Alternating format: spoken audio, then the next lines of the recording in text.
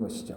또한 이 빛과 소금은 단순히 우리의 생각으로 형성되어지는 것이 아니라 바로 우리 가운데 하나님의 은혜로 말미암아 나타난 팔복의 은혜가 동력이 되어지고 원천이 되어진다라고 말씀을 드렸습니다. 여러분이 빛과 소금으로 존재할 수 있는 능력은 여러분으로부터 나타나는 것이 아니라 예수 그리스도께서 나타내신 팔복의 은혜, 즉 성경 전체 가운데 나타난 하나님의 놀라운 은혜가 여러분의 삶을 이끌어가고 빛과 소금으로 변화시켜 주신다라고 말씀하고 있는 것이죠. 그래서 우리가 지금 팔복의 은혜를 나누면서 우리가 우리의 삶 전체가 팔복의 은혜로 채워졌는가 점검하고 우리의 삶이 온전히 하나님께 드려지는 믿음의 삶이 되기를 간절히 소망합니다. 특별히 팔복의 은혜를 말씀하실 때에 이 마태복음 5장부터 7장의 말씀은 바로 산상수훈으로 드러나고 있음을 말씀드렸습니다. 특별히 마태복음에는 5번의 설교가 있는데 그 5번의 설교 중에 첫 번째 설교가 오늘 본문의 말씀 가운데 드러난 마태복음 5장부터 7장까지의 산상설교다라고 말씀을 드렸죠. 그리고 마태복음 5장부터 7장까지의 산상설교를 자세히 살펴보니까 이 산상설교를 하기 전에 예수님께서 천국에 대해서 언급하고 있음을 말씀드렸습니다. 마태복음 4장 가운데 보면 회개하라 천국이 가까웠느니라 라고 분명히 선포하고 있고 또한 천국 복음을 전파하셨다라고 말씀하고 있는 것이죠. 그리고 산상수훈이 끝나는 마태복음 7장 21절 말씀 가운데 보면 주여 주여 하는 자마다 천국에 들어갈 것이 아니요 아버지의 뜻대로 행하는 자야만 천국에 들어갈 것이다 라고 말씀하는 내용이 나타나고 있습니다. 즉 산상수훈에 하나님의 말씀이 나타날 때에 예수님께서 가장 강조하고 계신 부분은 바로 천국, 하나님의 나라에 대해서 말씀하고 있다라는 것이죠. 그리고 그 하나님의 나라는 단순히 우리가 죽어서 가는 세계를 말씀하는 것이 아니라 그것을 포함한 이 땅 가운데 하나님의 통치 안에 살아가는 그리스도인의 삶을 말씀하고 있다라는 것입니다. 여러분 성경 가운데는 하나님의 나라를 얘기할 때 그 나라의 개념이 땅으로의 개념으로 나타나고 있습니다.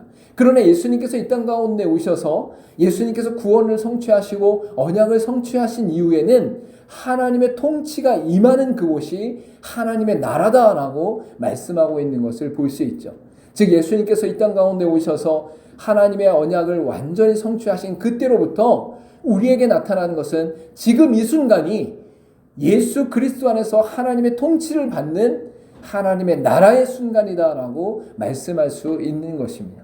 그래서 저와 여러분이 이 땅을 살아가면서 여러분이 가정에서 살아가거나 직장에서 살아가거나 사회에서 살아가거나 우리의 마음의 중심 가운데 하나님을 믿고 의지하며 하나님의 통치와 주권을 인정하면 그곳이 바로 하나님의 나라가 된다라고 성경은 말씀하고 있는 것입니다.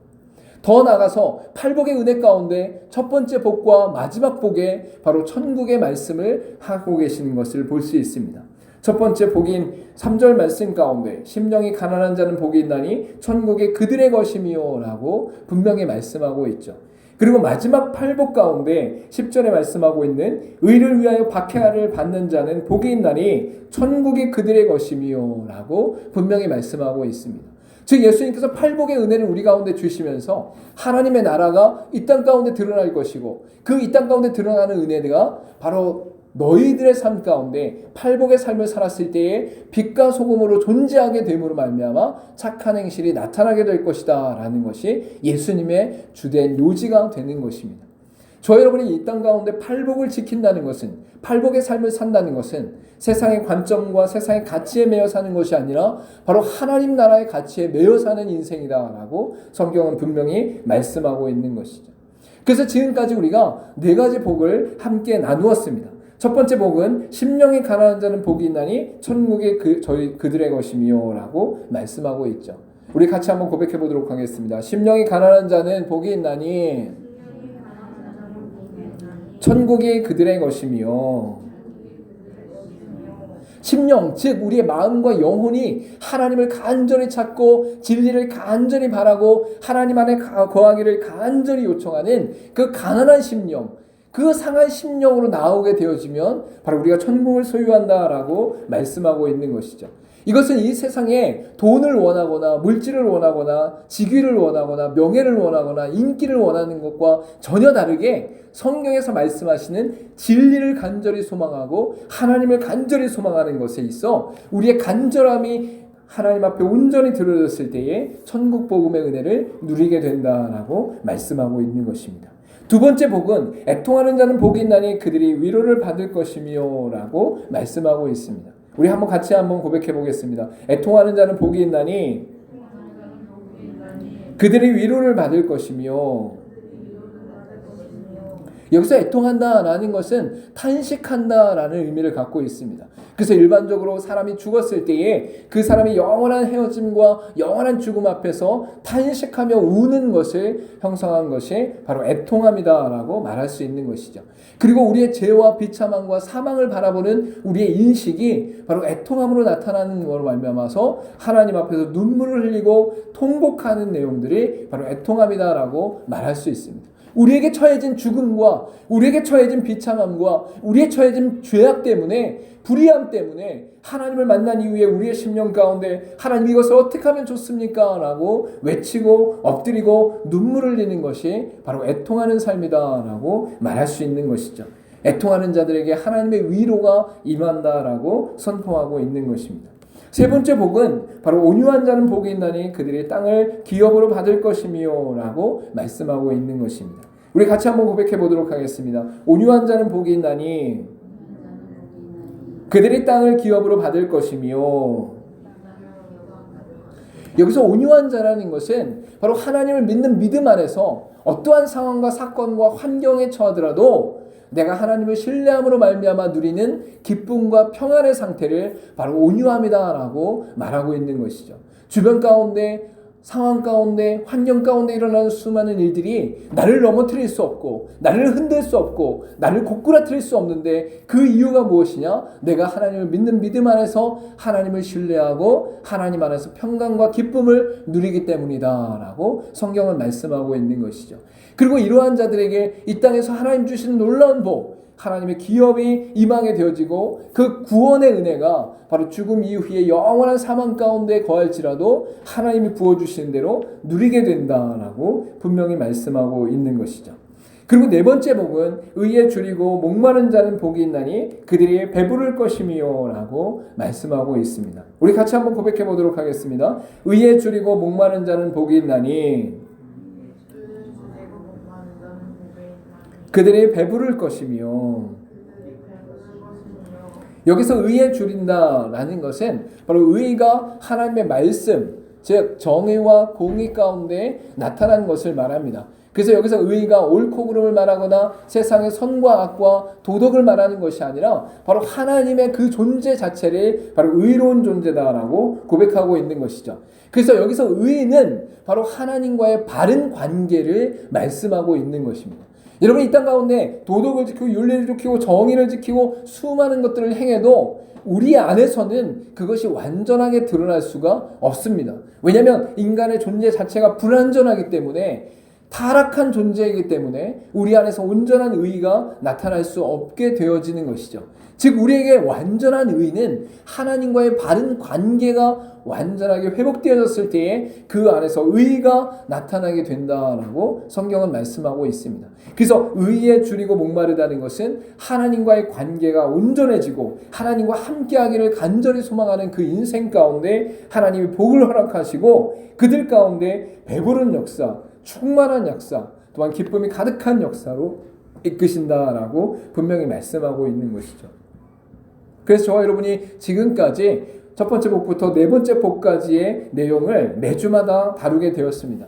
근데 여기까지의 복은 하나님 앞에서 내 자신이 어떠한 인생을 살 것인가에 대한 부분 속에 하나님과의 관계 안에서 나타나는 복이다라고 말할 수 있어요. 즉 하나님과의 관계 속에서 내가 하나님 앞에 어떻게 나의 자세와 나의 태도를 취하고 살아갈 것인가가 분명하게 드러나게 된다라는 것이죠.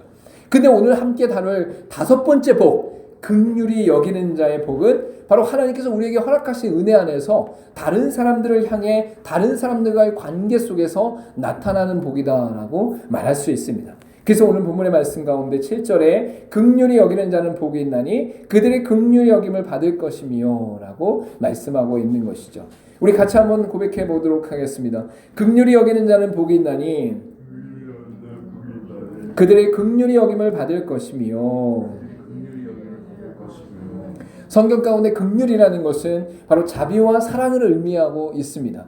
특별히 구약 가운데는 헤세드, 사랑이라는 것과 라하임이라는 동정의 의미를 갖고 있는 것을 볼 수 있죠. 즉 긍휼함과 사랑함과 또한 자비와 또한 동정의 의미는 동일한 의미 가운데 나타나는 것이다 라고 볼 수 있습니다. 시편 103편 13절 말씀 가운데 아버지가 자식을 긍휼히 여긴 같이 여호와께서는 자기를 경외하는 자를 긍휼히 여기시나니 라고 분명히 말씀하고 있습니다. 즉 우리가 자녀들을 향해 그들을 불쌍히 여기고 사랑하며 자비를 베풀며 그들을 동정히 여기는 모든 것들이 바로 하나님께서 우리 안에 베푸시는 바로 긍휼함으로 나타난다라고 분명히 말씀하고 있는 것이죠. 예레미야가 3장 32절 말씀에도 그가 비록 근심하게 하시나 그의 풍성한 인자하심에 따라 긍휼히 여기실 것임이라 라고 말씀하고 있습니다.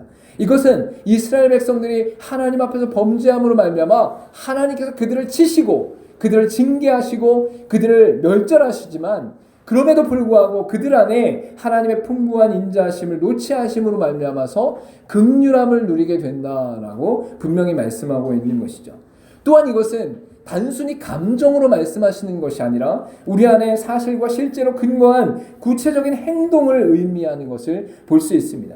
즉 구약 가운데는 하나님께서 언약을 기반으로 행하신 모든 사역을 의미하고 신약 가운데는 언약과 구원의 완성 가운데 예수 그리스도의 모든 사역을 말씀하고 있다라는 것이죠. 즉 하나님께서 그의 백성들을 긍휼히 여기실 때에 그 긍휼이 단순히 감정만으로 멈춰진 것이 아니라 이미 우리의 인생 가운데 우리의 역사 가운데 하나님 일하시고 인도하셔서 하나님의 긍휼을 드러내셨다라고 분명히 말씀하고 있는 것이죠.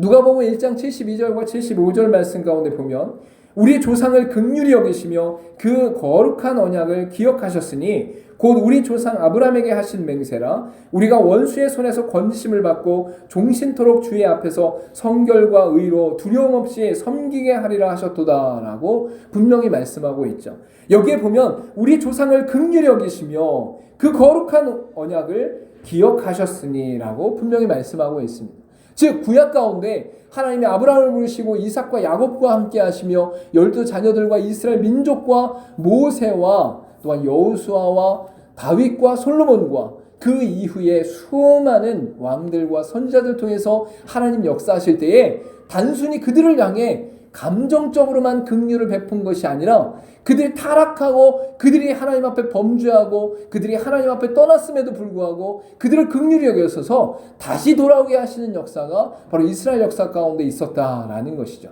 그래서 누가복음 즉 신약 가운데 말씀할 때에 바로 그 조상들 가운데 긍휼히 여기시며 그 언약을 기반으로 우리 가운데 긍휼을 베푸셨다라고 분명히 말씀하고 있습니다. 그래서 하나님의 긍휼하심은 지금도 역사하시지만 과거에 수천 년 동안 끊임없이 역사하셨고 그 역사하신 가운데 예수 그리스도의 완전한 구원의 성취가 우리 가운데 드러났다라고 말씀하고 있는 것이죠. 예수님께서도 죄를 용서해 주시고 고통당하는 자와 궁핍한 자를 불쌍히 여기시며 다가가 돕는 것을 바로 긍휼함으로 나타내고 있는 것을 볼 수 있습니다. 또한 시련을 당한 자들의 상황에 깊이 동참하시며 그들로 하여금 부담 없이 도움을 청하게 하는 것도 바로 긍휼의 사역 가운데 나타나고 있는 것이죠. 마태복음 7장 13절에 15절 말씀 가운데 보면 주께서 과부를 보시고 불쌍히 여기사 울지 말라 하시고 가까이 가서 그 관에 손을 대시니 맨 자들이 서 있는지라 예수께서 이르시되 청년아 내가 내게 말하노니 일어나라 하시매 죽었던 자가 일어나 앉고 말도 하거늘 예수께서 그를 어머니에게 주시니라고 분명히 말씀하고 있어요. 한 여인이 아들의 죽음 때문에 슬퍼하며 통곡하며 눈물로 나오니까 예수님께서 과부를 보시고 불쌍히 여기사라고 말씀하고 있는 것이죠. 그 시대의 과부는 지금 시대와 다르게 정말 처참하고 비참한 인생을 살았습니다. 왜냐하면 그 공동체 안에 남성 중심의 사회였기 때문에 남자가 지켜줄 수 없다면 보호해 줄 수 없다면 그 과부들은 소외된 자로 또한 외진 곳에서 긍휼함을 입을 수밖에 없는 자들로 살아가고 있었던 것이죠. 근데 그 과부에게 있어 한 아들이 있었는데 그 아들조차도 죽음을 맞이하니까 이 과부는 의지할 데가 없고 바라볼 데가 없는 상태 가운데 눈물과 통곡으로 살아가고 있었다라는 것이죠. 그래서 예수님께서 그 과부를 향해 불쌍히 여기사 긍휼히 여기사 그 과부의 소원을 들어주시는 것을 볼 수 있는 것입니다. 즉 예수님께서 이 땅 가운데 수많은 사역들 속에 바로 긍휼의 마음으로 그들에게 다가갔다라고 말씀하고 있는 것이죠. 또 다른 한편으로는 긍휼히 여길 대상이 바로 세상을 말하고 하나님을 모르고 떠난 백성들과 사람들을 말씀하고 있다라고 분명히 말씀하고 있습니다. 즉 죄로 인해 사망과 죽음 가운데 비참하게 살아가는 모든 이들이 긍휼히 여김을 받게 되는 대상이다라고 말씀하고 있는 것이죠. 여러분 누가복음 10장 33절과 34절 말씀 가운데 어떤 사마리아 사람은 여행하는 중 거기에 이르러 그를 보고 불쌍히 여겨 가까이 가서 기름과 포도주를 그 상처에 붓고 싸매고 자기 짐승에 태워 주막으로 데리고 가서 돌봐주니라라고 말씀하고 있어요. 이것은 예수님께서 말씀하신 비유 중에 강도 만난 자의 진정한 이웃이 누구냐라는 비유 가운데 나타나는 것이죠. 제사장과 레위인은 그 상처 입은 자를 버려두고 그냥 지나갔지만 사마리아 사람은 그 상처 입은 사람을 보고 불쌍히 여겨 그 사람을 싸매고 또한 상처를 싸매주고 또한 짐승에 태워서 주막에 데려가서 돌봐주는 데까지 하고 그 이후에 보면 나중에 부족한 돈을 돌아와서 갚겠다라고 말씀하는 데까지 진정으로 섬기고 살아가는 것을 우리가 보게 되어지는 것이죠. 여러분 강도 만난 자가 이 땅 가운데 소외된 자가 타락한 자가 비참한 자가 슬픈 자가 위로받을 자가 누구입니까? 바로 이 땅 가운데 예수 그리스도를 믿고 믿는 믿음의 백성들 가운데 바로 예수님의 사랑 예수님의 긍휼함을 가지고 나아갈 수 있는 자이다라고 분명히 말씀하고 있는 거예요. 여러분이 이 땅 가운데 긍휼을 베푼다라는 것은 바로 이 땅에 죽어있는 백성들 하나님을 떠나 있는 백성들에게 예수 그리스도의 사랑을 드러내고 하나님 말씀을 전하는 것이 바로 긍휼을 드러내는 것이다 라고 성경은 말씀하고 있는 것이죠. 여러분 믿는 자들의 삶 가운데 이 긍휼함이 나타나게 되어지면 바로 하나님께서 우리 안에 긍휼을 베푸시고 또한 긍휼로 이끄신다라고 분명히 말씀하고 있는 것입니다. 에베소서 4장 32절 말씀 가운데 보니까 서로 친절하게 하며 불쌍히 여기며 서로 용서하기를 하나님이 그리스도 안에서 너희를 용서하신 같이 하라라고 분명히 말씀하고 있어요. 예수 믿는 자들은 이미 하나님의 긍휼하심을 받은 자라는 거예요.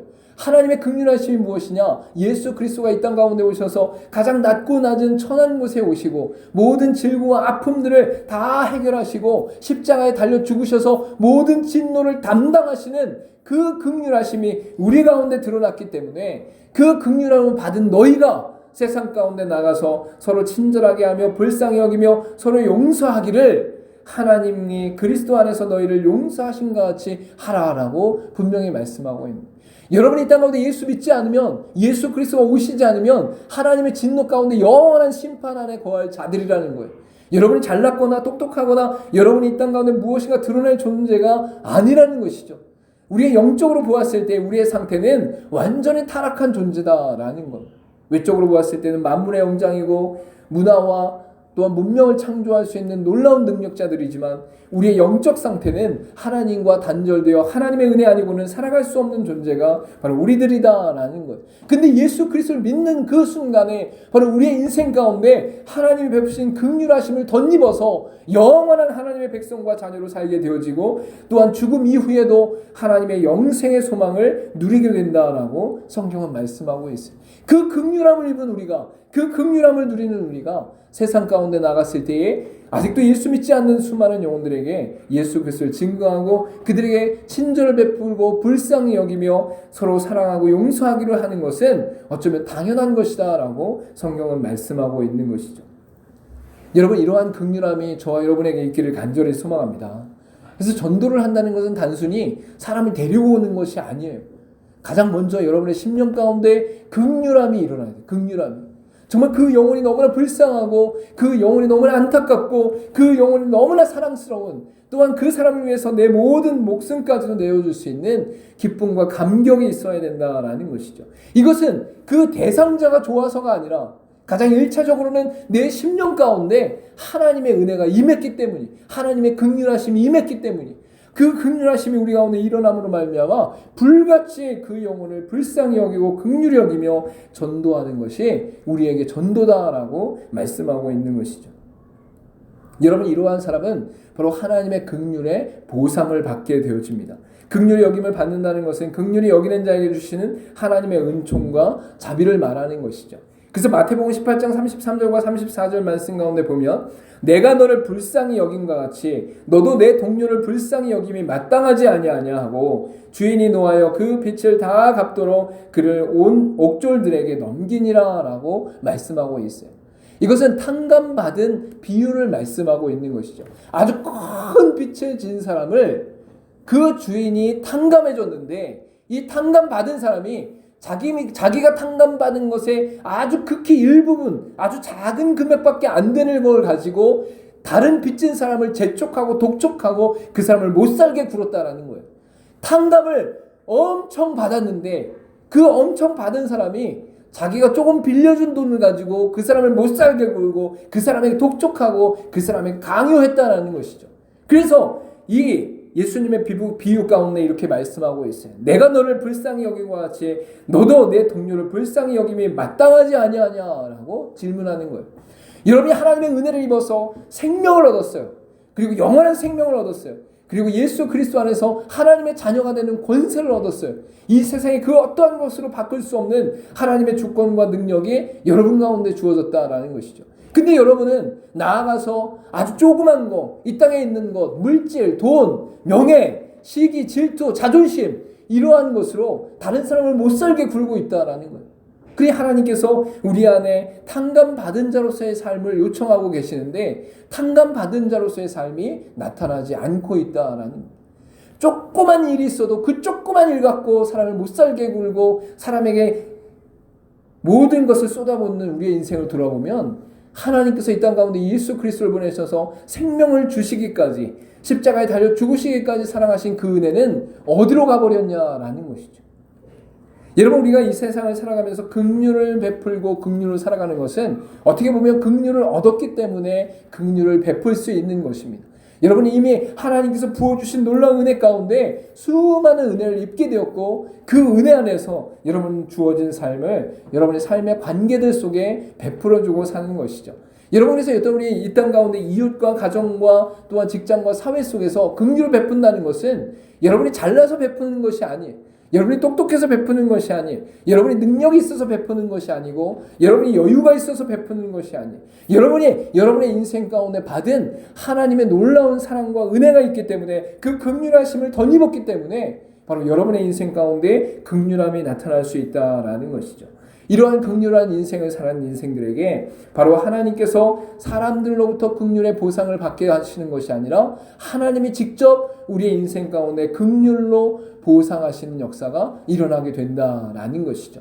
여러분이 이 땅 가운데 살아가면서 사람에게 어떤 위로를 받거나 사람에게 도움을 받거나 사람에게 물질을 받거나 사람에게 무엇인가를 받는 것으로 긍휼의 보상을 받는 게 아니라 하나님 그분 자체가 우리에게 부어주신 은혜 가운데 하나님과의 관계 가운데 우리에게 충만하게 임하신 긍휼의 은혜로 말미암아 더욱더 풍성한 기쁨을 누리게 된다라고 말씀하고 있는 것이죠.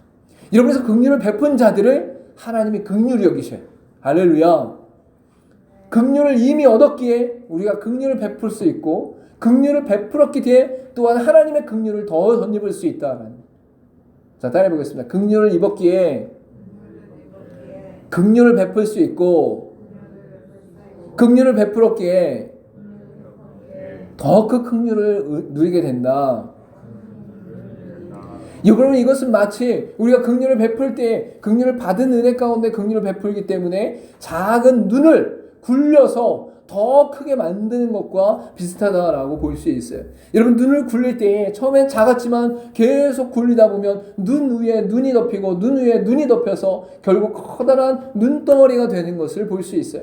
여러분의 인생 가운데 하나님이 이미 긍휼을 주셨고 그 긍휼을 받은 대로 또한 긍휼을 베풀었더니 그 긍휼을 베푼 것에 대해 하나님이 또한 긍휼을 베푸셔서 우리 안에 기쁨과 은혜가 충만하게 되어지는 역사가 계속 더 뭉쳐지게 되어 있다라는 것이죠. 그래서 여러분이 이 땅을 살아가면서 긍휼을 베푸는 삶을 살아가면 눈덩어리가 점점 부풀어 오르는 것처럼 긍휼의 은혜가 더욱더 누려지게 된다라는 거예요. 여러분, 예수 그리스도에서 긍휼 받은 것을 내가 깨닫고 그 은혜를 누림과 동시에 그 그리스도의 사랑에 견딜 수 없어 사람들을 긍휼히 여기며 불쌍히 여기며 친절히 여기며 용서하면 여러분의 삶 가운데 하나님의 긍휼이 더 덧입혀져서 더 긍휼의 은혜 가운데 기쁨과 감격과 또한 은혜가 충만한 삶을 살아가게 된다라고 말씀하고 있는 것이죠.